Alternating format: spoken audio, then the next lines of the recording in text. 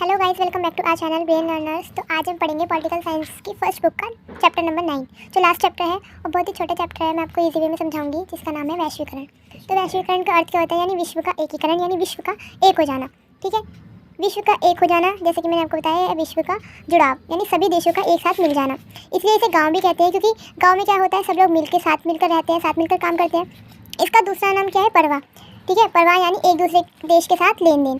ठीक है, ये परवाह 4 प्रकार के होते हैं: पूंजी, वस्तु, सेवा और विचार। यानी हम पूंजी द्वारा लेन देन कर सकते हैं, वस्तु द्वारा कर सकते हैं, अपनी सेवाएं दूसरे देश में पहुंचा सकते हैं, अपनी विचारधारा को दूसरे देश की विचारधारा के साथ जोड़ सकते हैं, ऐसे परवाह कर सकते हैं।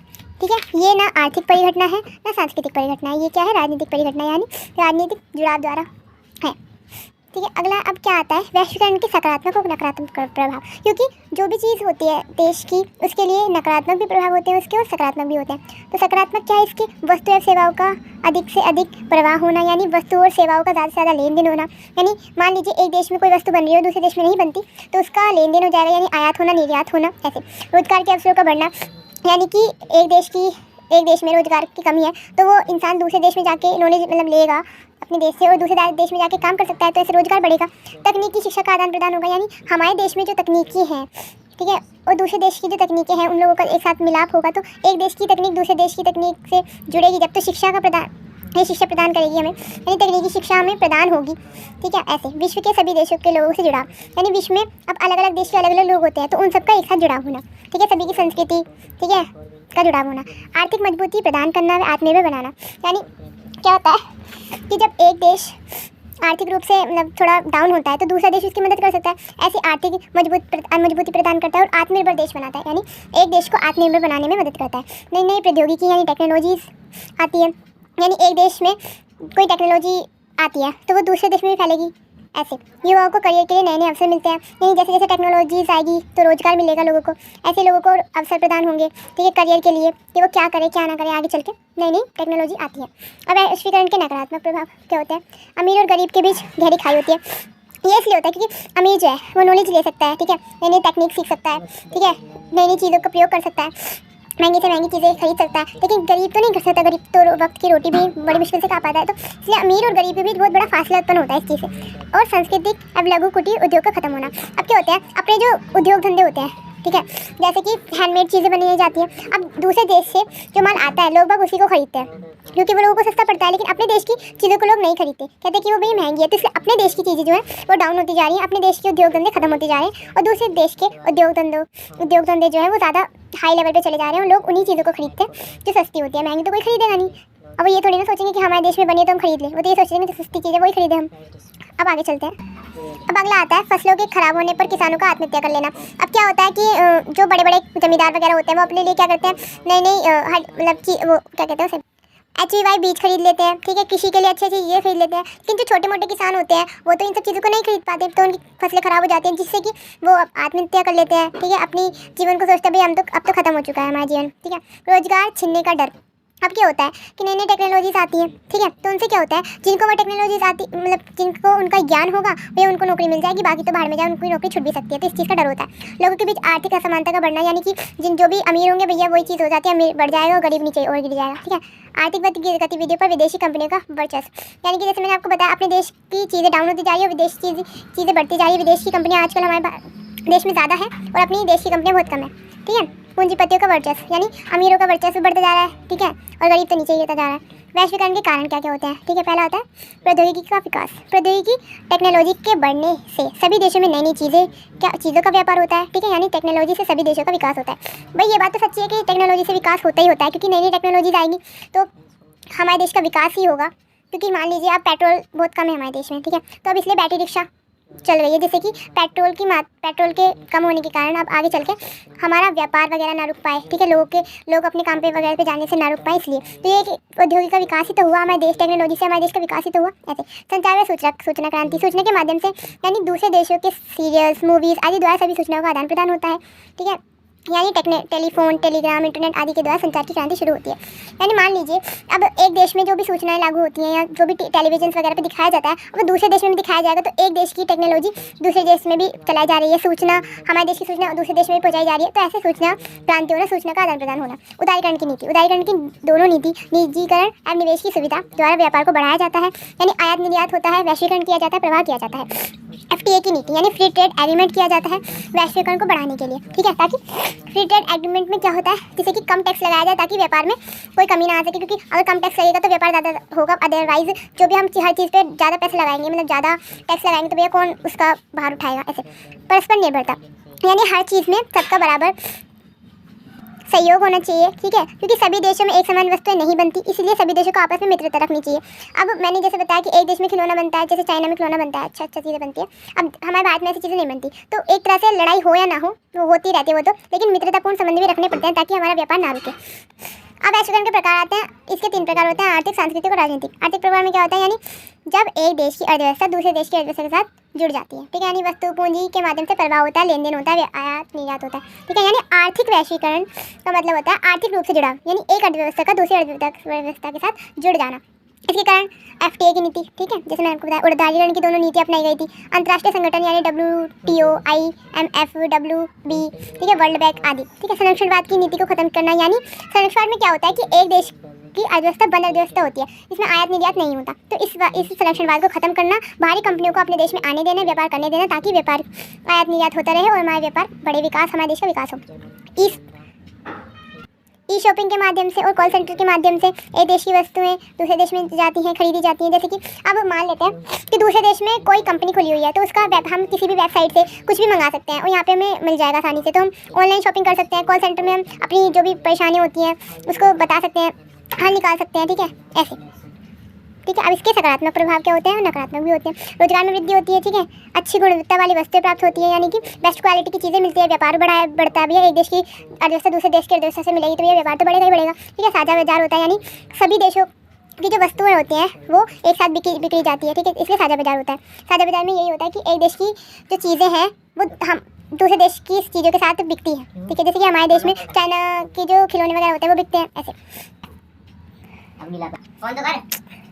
अगला है पर्यटन क्षेत्र का विकास, यानी देश की प्रसिद्ध चीज़ों का एक देश के साथ दूसरे देश में देखना, ठीक है, यानी विदेशी जो मेरे पर्यटन क्षेत्र का विकास का मतलब ये होता है कि जैसे मान लीजिए भारत में विदेश के लोग जो यहाँ पे आते हैं हमारे मतलब इंडिया गेट देखने या लाल किला देखने वगैरह वगैरह, तो उसकी टिकटें मतलब भारत के लोगों के लिए तो सस्ती होती है, लेकिन उनके लिए कितनी होती है, 150-200 रुपये की होती है। तो इससे भी हमारा मतलब पैसा बढ़ रहा है, विकास हो रहा है, ठीक है। ऐसे उत्पादन वस्तु की पूर्ति होती है, यानी जितनी हमें वस्तुएं चाहिए उसके अकॉर्डिंग हमें वस्तुएं मिलती हैं, उससे ज़्यादा अच्छी चीज़ें मिलती हैं। देश के बीच अच्छे वे मित्रतापूर्ण संबंध बनते हैं, यानी हम भैया दूसरे देश के साथ जुड़ रहे हैं तो वे मित्रतापूर्ण संबंध तो होंगे, ठीक है। प्रति व्यक्ति आय और राष्ट्रीय आय बढ़ती है, जीवन स्तर में सुधार होता है, यानी कि भैया जैसे जैसे रोजगार मिलेगा, कमाई होगी, तो भैया जीवन स्तर तो अच्छा होगा। विकासशील देशों को सस्ती दर पर टेक्नोलॉजीज मिलती है, यानी कि जो विकासशील देश होते हैं उन्हें सस्ती टेक्नोलॉजी दिलवाई जाती है। अब इसके नकारात्मक प्रभाव, प्रदूषण का बढ़ना, ठीक है, यानी कि क्या होता है भैया, अब जो हमारा अर्थव्यवस्था जुड़ती है एक दूसरे से, तो भैया अब क्या होता है, टेक्नोलॉजी का विकास हो रहा है, आजकल टेक्नोलॉजी ज़्यादा चल रही है, तो अब क्या होगा, मशीनें चलेंगी, मशीनों से चीज़ें बनती है भैया, एक देश की दूसरे देश की चीज़ें जो हमारे देश में बनेगी, तो मशीनों वगैरह से जो धुआं निकलता है वो प्रदूषण फैलाता है और हमारे देश को प्रदूषण की समस्या से ग्रस्त करता है, नव उपनिवेशवाद को बढ़ावा देता है, यानी एक देश की कंपनियां हमारे देश पे कब्जा कर लेती हैं, जैसे कि एक बार पहले भी हो चुका है, ब्रिटिश कंपनियों का हमारे पर शासन हो गया था, दूसरी कंपनियों पर कब्जा कर लेना, यानी जो दूसरी देश की मतलब हमारे देश में दूसरी कंपनियां आती हैं तो इतनी शक्तिशाली हो जाती है कि हमारे देश पे कब्जा कर लेती है, देश की कंपनी पर कब्जा कर लेती है। घरेलू उद्योग धंधों का पतन, जैसे कि मैंने आपको बताया कि भैया हमारे देश के जो उद्योग धंधे हैं वो तो खत्म होते जा रहे हैं, बेरोजगारी हो रही है, यानी जो अमीर होंगे भैया वो तो अर्थव्यवस्था की सुविधा उठा लेंगे, यानी कि अच्छी टेक्नोलॉजी होगी, जिसको टेक्नोलॉजी का ज्ञान होगा वो तो काम कर पाएगा, यानी जो अनपढ़ वगैरह होगा उनके लिए तो बेरोजगारी होगी ना, बेरोजगारी रह जाएंगे वो, आर्थिक असमानता का बढ़ावा, यानी अमीर और अमीर होते जा रहे हैं, गरीब और नीचे गिरते जा रहे हैं। संसाधनों का अंधाधुंध प्रयोग, अब भैया अर्थव्यवस्था को बढ़ाना है तो मशीनें चाहिए होगी और अधिक से अधिक मशीनों का प्रयोग हो रहा है, तो संसाधन जो लिमिट में संसाधन है हमारे देशों में, तो लिमिट में जो संसाधन है उनका अंधाधुंध प्रयोग किया जा रहा है हमारी आगे वाली जनरेशन के लिए संसाधन तो बचेंगे नहीं, तो इसलिए अंधाधुंध प्रयोग किया जा रहा है।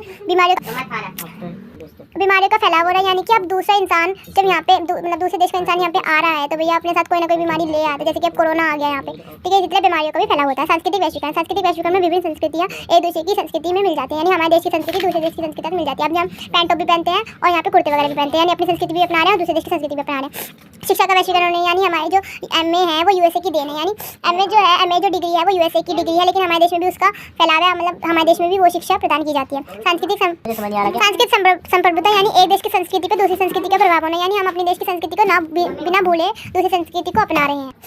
सांस्कृतिक वैश्वीकरण वही आ जाएगा, एक देश की संस्कृति को अपनाते हुए दूसरी संस्कृति, मतलब अपने देश की संस्कृति बिना ना भूलते हुए दूसरे देश की संस्कृति को अपना रहे हैं। समाज की सोच में बदलाव, यानी कि अब समाज की सोच में बदलाव हो रहा है, यानी पहले लड़कियों को पढ़ाया नहीं जाता था, पानी निकलने जाता था वगैरह वगैरह, तो अब लड़कियों को पढ़ाया भी जाता है, सारी सुविधाएं भी दी जाती हैं, ठीक है। ये भी दूसरे देश के देखा देख हमारे देश में भी ये फैला हुआ है, ठीक है। अब नकारात्मक क्या प्रभाव क्या आता है? पहनावा, यानी अब अपने पहनावे को भूलते जा रहे हैं, सूट सलवार को भूलते जा रहे हैं, जींस टॉप पहनते जा रहे हैं, मतलब जींस टॉप पहनते जा रहे हैं, कुर्ते वगैरह नहीं पहनते। खान पान में बदलाव आ रहा है, ठीक है, यानी कि भैया हम पहले रोटी सब्जी अच्छे से टेस्टी चीज़ें खाते थे, मतलब रोटी सब्जी खाते थे अच्छी सी। अभी क्या कहते हैं, मोमोज, चाउमीन, बर्गर ये सब खाते हैं जो चाइना वगैरह से आए हुए हैं चीज़ें, मतलब चाइना वगैरह की चीज़ें हैं जो मोमोज वगैरह। भाषा का पतन होता जा रहा है, यानी पहले हम अपनी हिंदी शुद्ध हिंदी भाषा बोलते थे, नमस्ते वगैरह बोलते थे, अब क्या बोलते हैं, गुड मॉर्निंग जी, गुड नाइट जी, ऐसे। व्यवहार का पतन, अब हमारे व्यवहार में चेंज आ रहा है। पहले हम अपने दादा दादी वगैरह को नमस्ते करते जाते थे, नमस्ते करके आते थे, अब तो भैया नमस्ते भी नहीं करते और करते भी तो गुड मॉर्निंग, गुड डे वगैरह वगैरह बोलते हैं। अपने देश की संस्कृति का पतन होता जा रहा है, हम अपनी संस्कृति को भूलते जा रहे हैं और दूसरी संस्कृति को अपनाते जा रहे हैं, ठीक है, यानी हम अपनी संस्कृति को धीरे धीरे खत्म करते जा रहे हैं भैया और दूसरे देश। अब हम पढ़ेंगे राजनीतिक वैश्वीकरण, यानी दो राज्यों की सरकार जो है उनका आपस में लेन देन होना, मिलाप होना, जुड़ाव होना, ठीक है, प्रवाह होना, वैश्वीकरण होना, कुछ भी कह सकते हैं। इसके सकारात्मक प्रभाव क्या होते हैं? सभी नागरिकों की तुरंत सूचना मिल जाती है, यानी कि अगर दूसरे देश का कोई मतलब सरकार है वो हमारे देश की सूचना चाहती है, अपने देश की कोई सूचना चाहती है, तो टेक्नोलॉजी के द्वारा ये भी संभव है, यानी ईमेल द्वारा, आधार कार्ड की जो ID वगैरह होती है, जो भी डॉक्यूमेंट्स चाहिए होते हैं वो एक देश से दूसरे देश जा सकते हैं, आसानी से सूचना का आदान प्रदान हो सकता है। आतंकवाद घटना पर रोक, यानी कि अब सूचना एक दूसरे की जो सूचनाएं हैं हमें आसानी से मिल जाती है। टेक्नोलॉजी जो आगे बढ़ती जा रही है तो कैमरे वगैरह से, रिकॉर्डिंग वगैरह से हमें आतंकवाद की सूचना पहले से ही मिल जाती है, तो हम उसके लिए सतर्क हो जाते हैं, इसलिए आतंकवाद भी कम होता जा रहा है। आतंकवादी भी 10 बार सोचते हैं आतंकवाद को अंजाम देने के लिए। राज्यों की क्षमता बढ़ती है, ठीक है। औद्योगिक विकास में संचार द्वारा दोनों की सूचनाएं आसानी से मिल जाती है, यानी एक देश की और से लेकर दूसरे देश तक की सूचनाएं आराम से मिल जाती है, जिससे हमें खतरे के बारे में पहले से ही पता चल जाता है और हम उसके लिए अपनी सुरक्षा तैनात कर देते हैं, सुरक्षा सैनिकों को, सैन्य क्षमता को बढ़ा देते हैं ताकि हम आतंकवाद से बच सकें, ठीक है, ऐसे खतरे को पहले से ही मतलब रोक सकें, ठीक है। नागरिकों तक तुरंत सूचना पहुंचा सकते हैं, या नागरिकों की सूचना हम ले सकते हैं तो उन तक तुरंत सूचना पहुंचा भी सकते हैं, टीवी द्वारा, फ़ोन द्वारा। सॉरी गाइस, हम कंटिन्यू करते हैं, ठीक है। नागरिकों को तुरंत सूचना पहुंचा सकते हैं टीवी द्वारा, फ़ोन द्वारा। आजकल तो टेक्नोलॉजी आगे बढ़ती जा रही है, फ़ोन द्वारा, टैब वगैरह सब पे सूचना आसानी से पहुंच जाती है, न्यूज़ वगैरह आसानी से पहुंच जाती है। अब नकारात्मक प्रभाव क्या है? इसके संप्रभुता पर प्रभाव है, नव उपनिवेशवाद का आरंभ होता है, ठीक है। यानी क्या होती है, हमारी संप्रभुता पर खतरा बना रहता है और दूसरी कंपनियां जो होती हैं हमारे देश पे कब्जा कर लेती हैं, हमारी कंपनियों पर अपनी शक्तिशाली प्रभाव बनाकर उस पर कब्जा कर लेती हैं। अब राज्यों के सीमित कार्य हो गए हैं पुलिस राज्य के, यानी कि अब यानी जैसे कि वैश्वीकरण बढ़ता जा रहा है तो राज्य के जो कार्य हैं वो सीमित होते जा रहे हैं। आर्थिक मामलों में ही हस्तक्षेप कर सकते हैं, बाकी किसी में हस्तक्षेप नहीं कर सकते, ठीक है। अगला है कल्याणकारी राज्य न होना, सीमित होना, ठीक है। यानी कल्याणकारी जो काम होते हैं वो लिमिट में हो गए हैं अब, ठीक है। ख़त्म तो नहीं हुए, ख़त्म तो नहीं कह सकते हम, लेकिन लिमिट में हो गए हैं बहुत ज़्यादा। लेकिन भारत अभी भी कल्याणकारी कार्य करता रहता है, ठीक है। वो वैश्वीकरण पर ज़्यादा मतलब निर्भर भी नहीं है और उसको ज़्यादा अपनाता भी नहीं है। 50% अपनाता है, 50% नहीं अपनाता, ठीक है। यानी उसके नकारात्मक को भी प्रभाव को भी देखता है और सकारात्मक प्रभाव को भी देखता है। अब वैश्वीकरण के प्रतिरोध विरोध क्यों किए जाते हैं, जैसे कि मैंने वैश्वीकरण का विरोध क्यों किया जाता है। भारी कंपनियां जो है वो अंधाधुंध प्रयोग कर रही है संसाधनों का, ठीक है। जंगलों की कटाई हो रही है, खनन उद्योग में बढ़त हो रही है, यानी कि कंपनियों को यहाँ पे स्थापित करने के लिए जंगलों की कटाई की जा रही है। जनता का विस्थापन हो रहा है, यानी कि जब बाहर की कंपनियां यहाँ आएंगी तो वो जो है ये जो बस्तियाँ वगैरह होती है उनको उजाड़ देती है, तो लोगों को दोबारा अपना घर बसाना पड़ता है, ठीक है। उनको पुनर्वास की समस्या सामने आ जाती है। कुटीर उद्योग का नष्ट हो जाना, ठीक है, यानी वामपंथी द्वारा यह तर्क दिया जाता है कि अनेक कुटीर उद्योग नष्ट होते जा रहे हैं, ठीक है, यानी केवल मशीन वगैरह का ही प्रयोग ज़्यादा होता जा रहा है। अपने खुद से हाथों से जो काम किए जाते थे वो बहुत लिमिट में हो गए। नवोपनिवेशवाद को स्थापित किया जा रहा है आगे। अब वैश्वीकरण में जैसे मैंने आपको बताया विरोध किया जाता है वैश्वीकरण का भारत में, तो क्यों किया जाता है। ये सब पॉइंट आ जाएंगे कि असमानता है, आर्थिक असमानता है, बेरोजगारी बढ़ती है, घरेलू उद्योग खत्म होते जा रहे हैं, पहनावे खाने पान में मतलब अपने बदलाव आते जा रहे हैं, संस्कृति को भूलते जा रहे हैं, संसाधनों का दुरुपयोग हो रहा है, बीमारी वगैरह सब इसमें आ जाएंगे, ठीक है। अब WSF क्या है, ठीक है, ये एक विश्व स्तर पर वैश्वीकरण का विरोध करने वाली संस्था है, ठीक है। इसके अंतर्गत मानवाधिकार कार्यकर्ता, पर्यावरणवादी, मजदूर, युवा, महिलाएं, क्रांतिकार कार्यकर्ता इत्यादि सब इकट्ठे होकर वैश्वीकरण का विरोध करते हैं। इसकी फुल फॉर्म है वर्ल्ड सोशल फोरम, ठीक है। इसकी पहली बैठक 2001 में ब्राज़ील के पोर्टो एलिगेरिया में हुई थी। चौथी बैठक 2004 में हुई थी मुंबई में। सातवीं बैठक 2007 में हुई थी कीनिया में हुई थी। तो चैप्टर ख़त्म होता है यहीं पे। इसमें इतना ही है कि वैश्वीकरण के नकारात्मक प्रभाव और सकारात्मक प्रभाव। इस पूरे चैप्टर में जो भी क्वेश्चन आएगा कि वैश्वीकरण का विरोध क्यों होता है भारत में, तो यही सारे पॉइंट आ जाएंगे। सकारात्मक में आपको बता दिए, नकारात्मक में आपको बता दिए।